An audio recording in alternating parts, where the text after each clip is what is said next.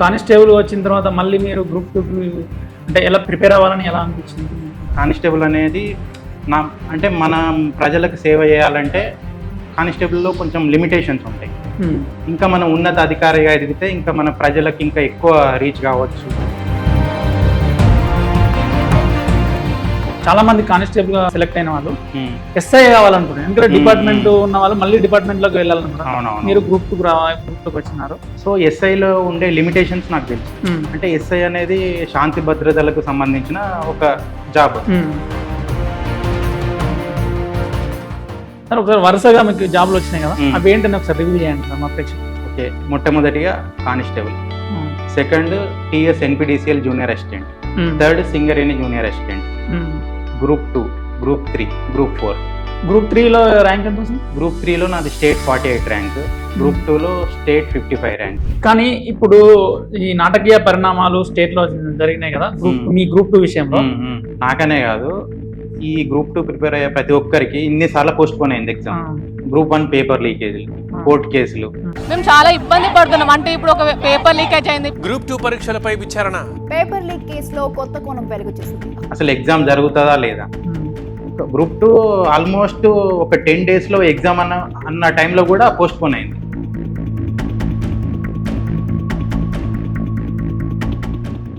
నమస్తే, నేను మీ స్వామి కాన్రాబ్. ఈ రోజు మనతో ఉన్న గెస్ట్ వచ్చి 2018లో కానిస్టేబుల్ గా సెలెక్ట్ అయ్యి తర్వాత తన ప్రిపరేషన్ కొనసాగిస్తూ వరుసగా 6 జాబులు సాధించి మొన్న తెలంగాణ ప్రభుత్వం వెలువరిచిన గ్రూప్ 2 ఫలితాల్లో డిప్యూటీ తహసీల్దార్ గా సెలెక్ట్ అయినటువంటి సురేష్ రెడ్డి గారు. నమస్కారం సార్. నమస్తే. బాగున్నా? బాగున్నా. ఇంకా కంగ్రాచులేషన్స్ మీకు. Thank you so much. And నన్ను ఈ ఇంటర్వ్యూకి ఇన్వైట్ చేసినందుకు చాలా థ్యాంక్ యూ.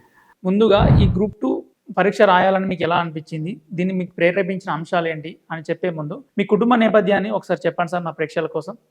మాది మంచిర్యాల జిల్లా అవడం అనే గ్రామం మాది. నేను 10th క్లాస్ వరకు కూడా జెడ్పిహెచ్ఎస్ మా ఊర్లోనే గవర్నమెంట్ స్కూల్లోనే చదివిన.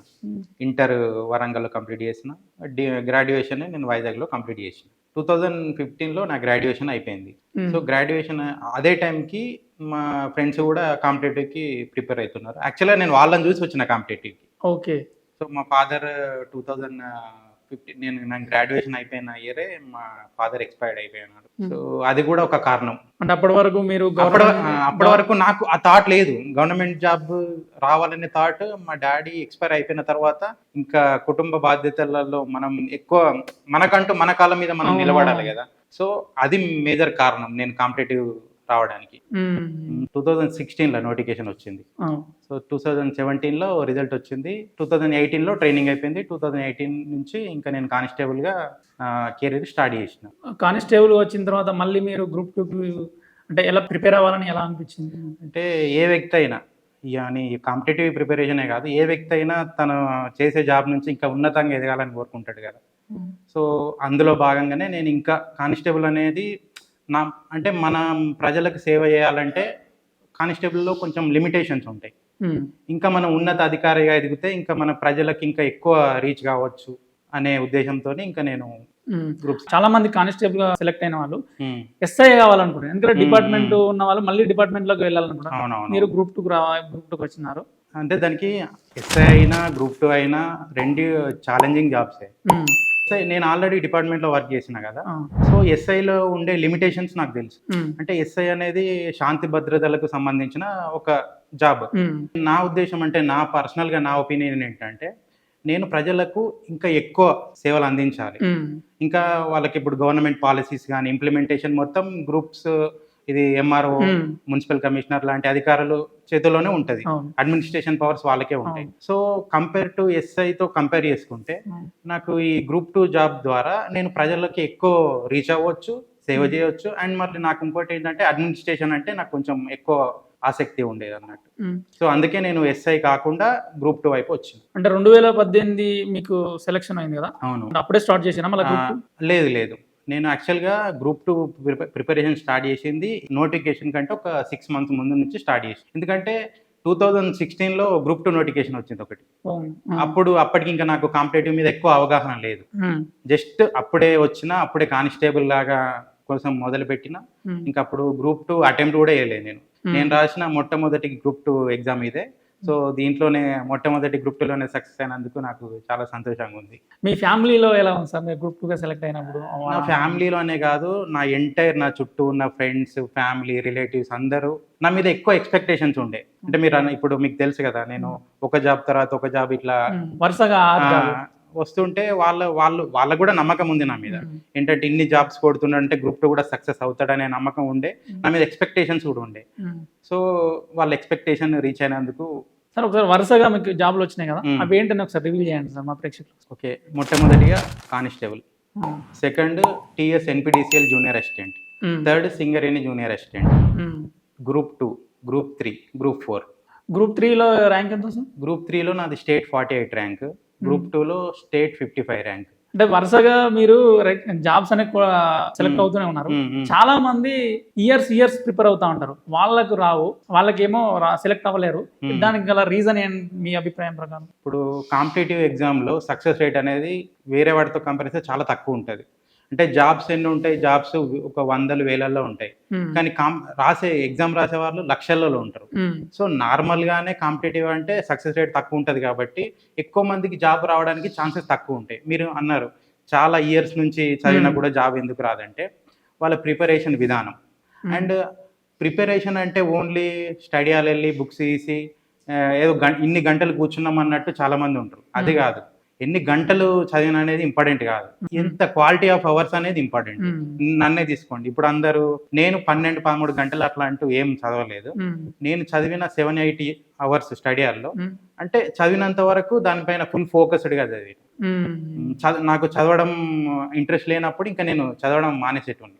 ఆ గ్యాప్లో మాత్రం నేను పూర్తిగా వదిలేసేటోని అన్నట్టు. వేరే యాక్టివిటీస్ అంటే మూవీస్కి వెళ్ళడం కానీ, చదవాలనిపించినప్పుడు చదివేది, దాన్ని కూడా ఇంట్రెస్ట్ చెప్పిన కదా, క్వాలిటీ ఆఫ్ టైం అట్లా నేను స్పెండ్ చేసిన. ఇప్పుడు గవర్నమెంట్ జాబ్ ప్రిపేర్ అయ్యే వాళ్ళు కోచింగ్ అనేది నెసెసరీ? అంటే కోచింగ్ ఎప్పుడు అవసరం అవుతుంది అంటే, ఫర్ ఎగ్జాంపుల్ మనకు ఒక సబ్జెక్ట్ ఉంది, ఆ సబ్జెక్ట్ మీద మనకు అసలు ఏం అవగాహన లేదు. ఫర్ ఎగ్జాంపుల్ ఇప్పుడు ఎకనామీ సబ్జెక్ట్ ఉంది, ఈ ఎకనామీ సబ్జెక్ట్ మీద ఎక్కువ మందికి ఇనిషియల్గా అవగాహన ఉండదు. అంటే భయం ఉంటది, అరే ఎకనామీ మనం చేయగలుగుతామా, దాంట్లో ఉండే టర్మినాలజీ, డిఫరెంట్ టర్మినాలజీ ఉంటుంది అందులో. సో అట్లాంటి వాటికి ఏంటంటే కోచింగ్ అనేది ఒక ఇనిషియల్, ఒక బేసిక్ అవేర్నెస్ కోసం కోచింగ్ అనేది అవసరం.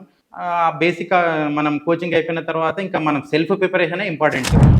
ఓన్లీ బేసిక్ ఇన్ఫర్మేషన్ కోసం మాత్రమే, ఒక అవగాహన కోసం కోచింగ్ అవసరమని నేను అనుకుంటున్నాను. మీరు గ్రూప్ 2 కోసం ఏమైనా కోచింగ్ తీసుకున్నారా, ఆన్లైన్ ఆర్ ఆఫ్లైన్? నేను మొత్తం ఎంటైర్ గ్రూప్ 2 4 పేపర్లలో కోచింగ్ తీసుకున్నది ఒక సబ్జెక్ట్, అది ఎకనామీ పేపర్. నేను చెప్పిన కదా, నాకు కూడా ఒకప్పుడు గ్రూప్ 2 అంటే గ్రూప్ 2 ప్రిపరేషన్ స్టార్ట్ చేయకముందు వేరే కాంపిటేటివ్ ఎగ్జామ్ రాసిన దాంట్లో కూడా ఎకనామీ సబ్జెక్ట్ ఉండేది. ఒక 5-6 మార్క్స్ వచ్చేది ప్రతి ఎగ్జామ్లో, 5-10 మార్క్స్ వస్తాయి. సో నేను మొత్తం ఎకనామీ స్కిప్ చేసినాను. అందరిలాగా భయపడేటండి, ఏంటంటే అరే ఎకనామీ భయం అని అందరికి ఉంటది కదా. సో నేను కూడా అట్లనే భయపడుతూ ఈ ఎకనామీ మొత్తం అసలు జీరో నాలెడ్జ్ నాకు ఎకనామీలో, బిఫోర్ గ్రూప్ 2 ప్రిపరేషన్ అప్పుడు. సో నేను ఎప్పుడైతే గ్రూప్ 2 స్టార్ట్ చేసిన తర్వాత ఎకనామీ కోచింగ్ తీసుకున్నాను, నేను కూడా ఆన్లైన్ లో కోచింగ్ తీసుకున్న తర్వాత నాకు అనిపించింది మొత్తం ఉన్న ఎంటైర్ కాంపిటేటివ్ ఎగ్జామ్ లో ఎకనామీ అనేది ద బెస్ట్. అంటే మన స్కోరింగ్ చేసుకోవడానికి అనుకూలంగా ఉంటది, ఒక ఈజీ సబ్జెక్ట్ అంటే ఎకనామీ. ఇది అర్థమవుతుంది ఆ కాన్సెప్ట్. ఒక్కసారి ఎకనామిక్ కాన్సెప్ట్ నేర్చుకుంటే ఇంకా దాన్నంత ఇంట్రెస్టింగ్ సబ్జెక్ట్ నాకు తెలిసి కాంపిటేటివ్ లో లేదు.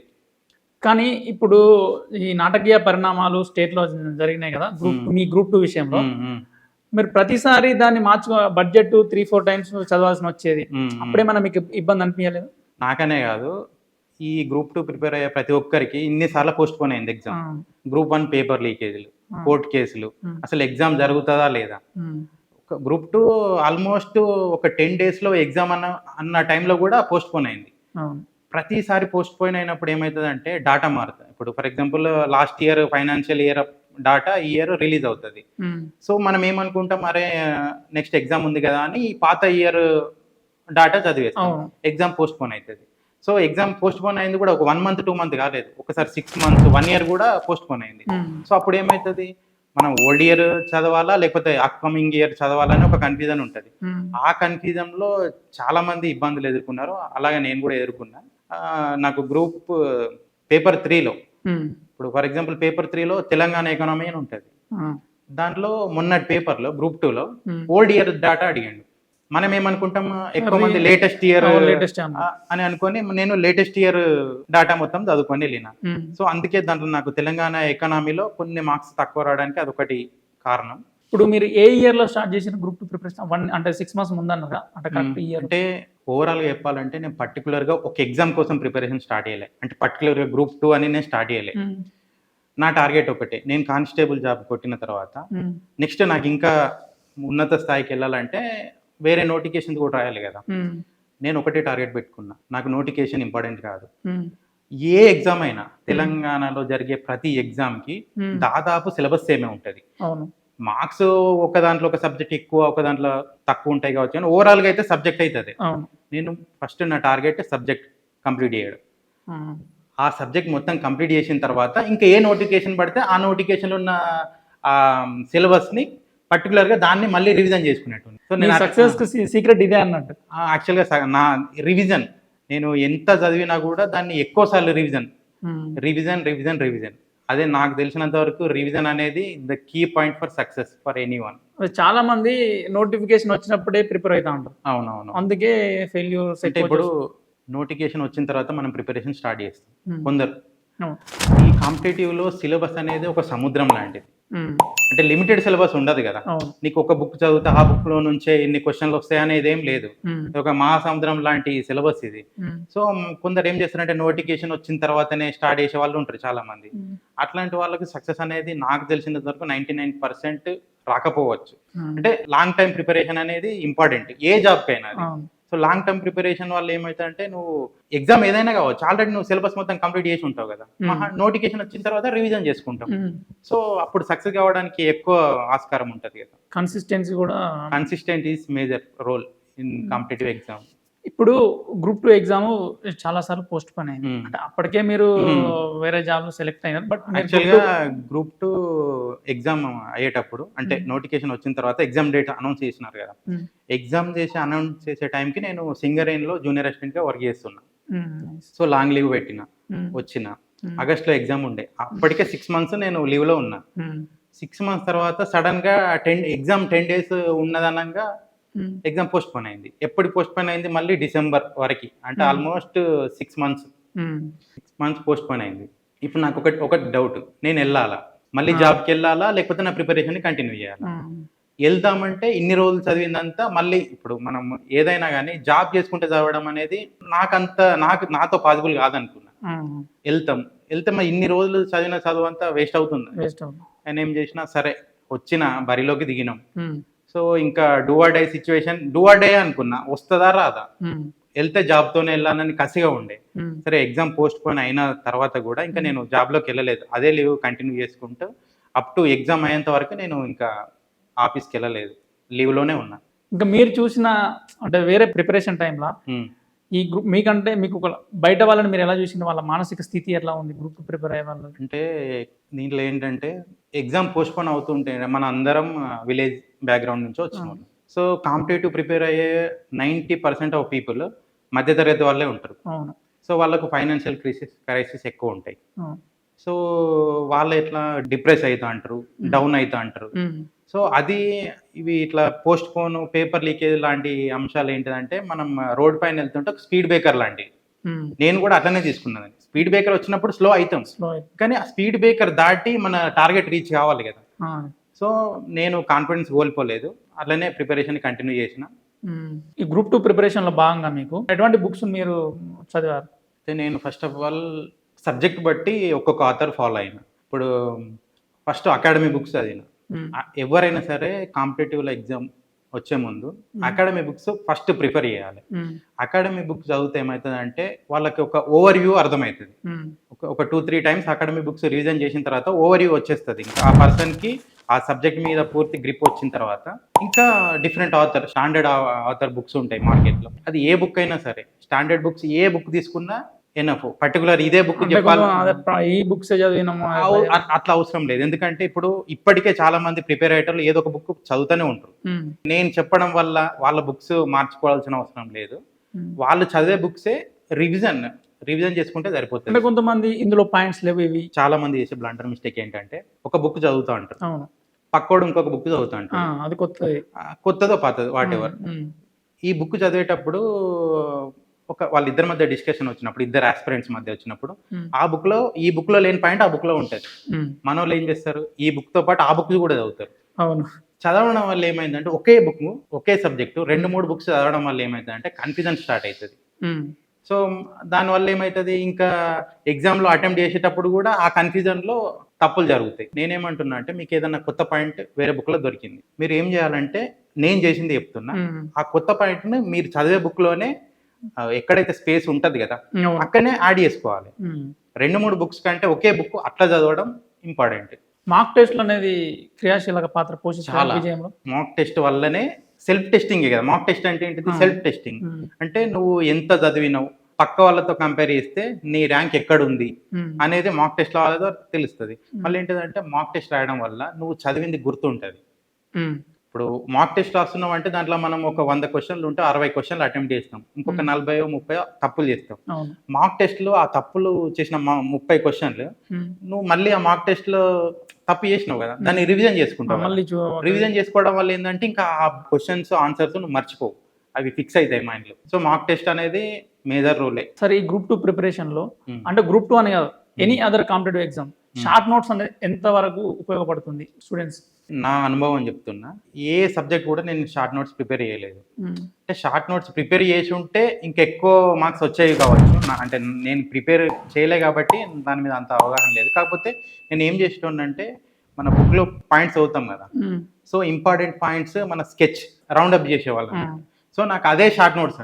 అంటే నెక్స్ట్ మనం ఎప్పుడైతే ఎగ్జామ్ మూమెంట్లో రివిజన్ చేసేటప్పుడు ఓన్లీ మనం ఏ పాయింట్స్ అయితే అండర్లైన్ చేసినామో నేను అవి రివిజన్ చేసుకునేవాడిని. అదే నాకు షార్ట్ నోట్స్ అని నేను ఫీల్ అయ్యేవాడిని. అంటే కొంతమంది యూపీఎస్సీ ప్రిపేర్ అయితే గ్రూప్ 1 వస్తుంది, గ్రూప్ 1 ప్రిపేర్ అయితే గ్రూప్ 2 వస్తుంది, ఇట్లా ఎస్ఐకి ప్రిపేర్ అయితే కానిస్టేబుల్ వస్తుంది అని ఒక అపోహ ఉంది కదా, దాని గురించి మీరు ఏం చెప్తారు? యూపీఎస్సీ ప్రిపేర్ అయితే గ్రూప్ 1 వస్తుంది, గ్రూప్ 1 ప్రిపేర్ అయితే గ్రూప్ 2 వస్తుంది. అట్లా అయితే మరి యూపీఎస్సీ ప్రిపేర్ అయ్యేటానికి ఇవన్నీ రావాలి కదా.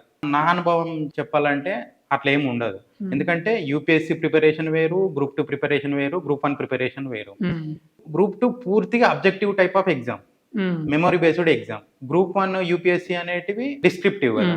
సో గ్రూప్ 2లో ఏంటంటే మనకి ఎక్కువ మెమరీ బేస్డ్ క్వశ్చన్ చాలా ఉంటాయి. గ్రూప్ 1లో కొంచెం మెమరీ లేకున్నా కూడా కాన్సెప్ట్ ఓరియంటెడ్ ఎక్కువ ఉంటాయి. సో రెండు అనేది డిఫరెంట్ గేమ్. ఇప్పుడు కొత్తగా ఈ కాంపిటేటివ్ ఎగ్జామ్ కి అడుగు పెడదాం అనుకున్న వాళ్ళకి మీరు ఏం చెప్తారు, ఏం సలహా ఇస్తారు? కొత్తగా వచ్చే న్యూ అభ్యర్థులకి ఫస్ట్ వాళ్ళు ఒకటి గుర్తుపెట్టుకోవాలి, ఏంటంటే మీరు కాంపిటేటివ్లకు ఎంటర్ అవ్వాలనుకుంటే మీరు మీ టైం, క్వాలిటీ ఆఫ్ టైంను మీరు ఇక్కడ ఇన్వెస్ట్ చేయాలి. ఏదో టైం పాస్కి చదువుతా, పక్క వాళ్ళు ఎవరో ప్రిపేర్ అవుతున్నారు కాబట్టి నేను ప్రిపేర్ అవుతా అన్నట్టు వస్తే మాత్రం దీంట్లో సక్సెస్ కాలేము. మీ ఫ్యాషన్ ఉండాలి. ప్లస్ ఏంటంటే ఒక్కసారి కాంపిటేటివ్కి వచ్చిన తర్వాత నీ ఎంటైర్ టైం మొత్తం దీనికే కేటాయించాలి. ఇంకా వేరే జాబ్కి ట్రై చేస్తా, ఇటు కాంపిటేటివ్ ట్రై చేస్తా, ప్రైవేట్ జాబ్కి ట్రై చేస్తా అంటే మాత్రం 2 పడవల ప్రయాణం అంటారు కదా, గమ్యాన్ని చేరుకోలేము. సో మీకు ఆసక్తి ఉంటే రండి, నేను రమ్మనే చెప్తా. వచ్చే వాళ్ళు మాత్రం ఈ దృష్టిలో పెట్టుకొని రావాలి. అంటే ఇప్పుడు ఒక విద్యార్థి ఎన్ని సంవత్సరాలు ఈ ఫీల్డ్లో ఉండాలి అంటే ఏదో ఒక టైంలో క్విట్ చేయాలి కదా? నాకు తెలిసినంత వరకు ఎగ్జామ్స్ రాస్తూ ఉంటే ఇంప్రూవ్మెంట్ అనేది ఉండాలి. సరే జాబ్ వచ్చినా రాకపోయినా, ఫర్ ఎగ్జాంపుల్ ఈ ఇయర్ నువ్వు ఒక ఎగ్జామ్ రాసినావు, ఇంత నీ ర్యాంక్ ఇంత వచ్చింది, లేకపోతే ఇన్ని మార్క్స్ వచ్చినాయి. నెక్స్ట్ ఇయర్ ఇంకో ఎగ్జామ్ రాసినావు, ఈ ఎగ్జామ్కి ఆ ఎగ్జామ్కి నీకు ఇంప్రూవ్మెంట్ ఉండాలి. అంటే నువ్వు జాబ్కు దగ్గర అవుతూ ఉండాలి. దగ్గర అవుతూ ఉన్నప్పుడు నీకు అదొక సిమ్టమ్ అన్నట్టు, నువ్వు సక్సెస్ అదొక సిమ్టమ్. అంతేగాని నువ్వు ఇప్పుడు రాసినా అదే రిజల్ట్, నెక్స్ట్ ఎన్నిసార్లు రాసినా నువ్వు దూరంగానే వెళ్తున్నావు. అంటే టార్గెట్కి నువ్వు దూరంగా వెళ్తున్నప్పుడు నాకు తెలిసినంత వరకు అట్లాంటి వాళ్ళు కాంపిటేటివ్ లో ఉండడం వల్ల లాభం కంటే నష్టం ఎక్కువ. సో కెరీర్ కూడా పాడవుతుంది కదా. కొంతమంది అంటే ఎన్ని ఇయర్స్ వరకు ఉంటుందో అన్ని ఇయర్స్ వరకు చదువుతూనే ఉంటారు. 30 ఇయర్స్ ఉంటే 30 ఇయర్స్ వరకు చదువుతూనే ఉంటారు. ఎలిజిబిలిటీ ఉన్నంత వరకు చదువుతారు. వన్స్ ఒక్కసారి ఏజ్ లిమిట్ అయిపోయిన తర్వాత ఈ జాబ్ రాకపోతే ఇంకా వేరే జాబ్ స్కిల్స్ వెళ్ళిపోతాయి. కాంపిటేటివ్ ప్రిపేర్ అయ్యే వ్యక్తికి వేరే స్కిల్స్ అన్ని ఏమి ఉండవు. మొత్తం వాళ్ళకి ఏంటంటే కాంపిటేటివ్ సబ్జెక్ట్ మీద మాత్రమే గ్రిప్ ఉంటుంది. సో దాన్ని చూసుకొని కొంచెం కేర్ఫుల్ గా హ్యాండిల్ చేసుకోవాలి. మనల్ని మనం మోసం చేసుకోవద్దు. పక్క వాళ్ళని మోసం చేసినా పర్లేదు, కానీ కాంపిటేటివ్ ఏంటంటే సెల్ఫ్గా మోసం చేసుకుంటే నీ కెరీర్ మొత్తం స్పాయిల్ అవుతుంది. మీ జీవితంలో మేము ఇన్స్పైర్ చేసిన ఒక వ్యక్తి పేరు చెప్పమంటే ఏం చెప్తారు? అంటే పర్టికులర్గా ఒక వ్యక్తి ఇన్స్పైర్ అని నేను ఎప్పుడు ఎవరిని ఇన్స్పిరేషన్ తీసుకోలేదు. నేను ఫేస్ చేసిన, నేను జాబ్లో కానీ లేకపోతే నా మొత్తం ఎంటైర్ ఈ కాంపిటేటివ్ కెరీర్లో కానీ నేను ఫేస్ చేసిన కొన్ని ఇన్సిడెంట్స్ వల్ల నేను ఇన్స్పైర్ అయ్యాను. అంటే ఫ్యామిలీలో కానీ నేను కానిస్టేబుల్గా ఉన్నప్పుడు ఫేస్ చేసిన కొన్ని సంఘటనలు. సార్, మీ ప్రిపరేషన్ జర్నీలో, గ్రూప్ 2 ప్రిపరేషన్ జర్నీలో మీకు సపోర్ట్ చేసిన ఫ్రెండ్స్ కానీ ఎవరు ఎట్లా సపోర్ట్ చేశారు? నాకు చెప్పాలంటే నా ఫ్యామిలీ మెంబర్స్, మా మమ్మీ కానీ, మా అన్న కానీ, మా పిన్ని కానీ, ఎంటైర్ మా ఫ్యామిలీ, నా ఫ్రెండ్స్, వీళ్ళందరూ నన్ను ఈ జర్నీలో మొత్తం నన్ను సపోర్ట్ చేసుకుంటూనే ఉన్నారు. అంటే నేను ఒక జాబ్ కొట్టిన తర్వాత మళ్ళీ నెక్స్ట్ జాబ్ ప్రిపేర్ అయినప్పుడు కూడా నా ఫ్రెండ్స్ నన్ను అనేది అన్నట్టు, అరే నువ్వు కొట్టగలుగుతావు, నీ వల్ల అవుతుంది. ఎందుకంటే నేను సీక్వెన్స్గా జాబ్స్ కొట్టుకుంటూ వస్తున్నా కదా. సో వాళ్ళు నన్ను మోటివేట్ చేసేది అన్నట్టు, నీ వల్ల అవుతుంది, నువ్వు స్కిప్ కాకు, ఈ జాబ్తోనే నీ ప్రిపరేషన్ ఆపకు, ఇంకా పై స్థాయికి వెళ్ళాలి నువ్వు అని నన్ను అనునిత్యం ప్రోత్సహించేవాళ్ళు అన్నట్టు. అంటే ఫ్యామిలీలో కూడా, అంటే చుట్టాల్లో కానీ, ఆల్రెడీ మీరు కానిస్టేబుల్ సెలెక్ట్ అయిన తర్వాత నెక్స్ట్ వేరే జాబ్ లో కూడా సెలెక్ట్ అయ్యారు, దాని తర్వాత పెళ్లి అని ఫ్యామిలీ నుంచి అయినా రాలేదా? వస్తాయి, కాకపోతే నాకు ఇంపార్టెంట్ నా కెరీర్ ఫస్ట్.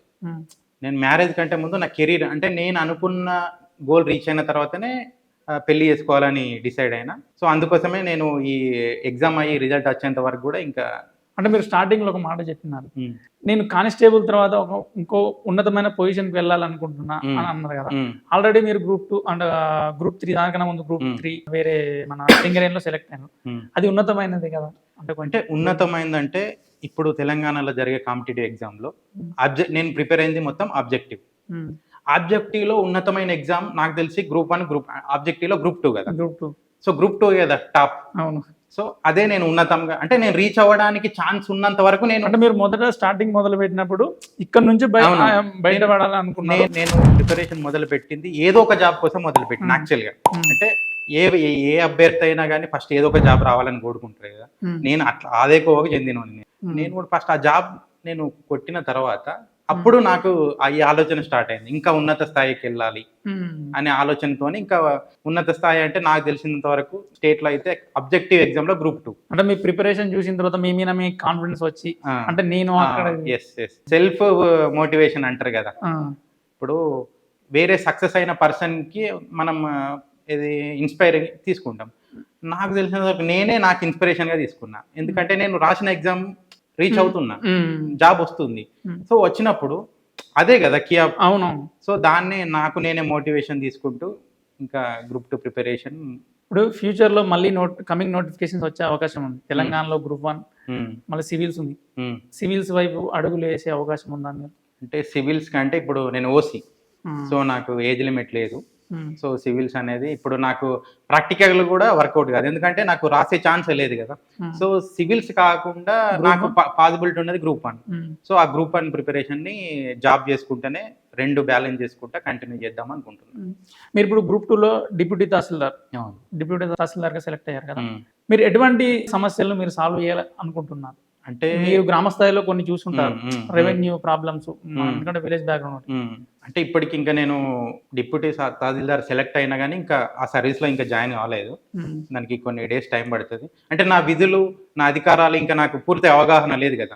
నాకు సాధ్యమైనంత మాక్సిమం వీలైనంత ప్రజలకు సేవ చేయడానికే ట్రై చేస్తాను. సార్, చివరగా ఈ కాంపిటేటివ్ ఎగ్జామ్ ప్రిపేర్ అయ్యే వ్యక్తులు సక్సెస్ అవ్వాలనుకుంటే అంటే ఏం సీక్రెట్స్ చెప్తారు వాళ్ళకి? నేను మేజర్గా ఒక 3 చెప్తా. ఏ కాంపిటేటివ్ అయినా సక్సెస్ కావాలంటే ఫస్ట్ ఉండాల్సింది consistency, second self motivation, 3 self testing. ఈ 3 ఉంటే మీరు కాంపిటేటివ్లో సక్సెస్ అవ్వగలుగుతారు. ఓకే.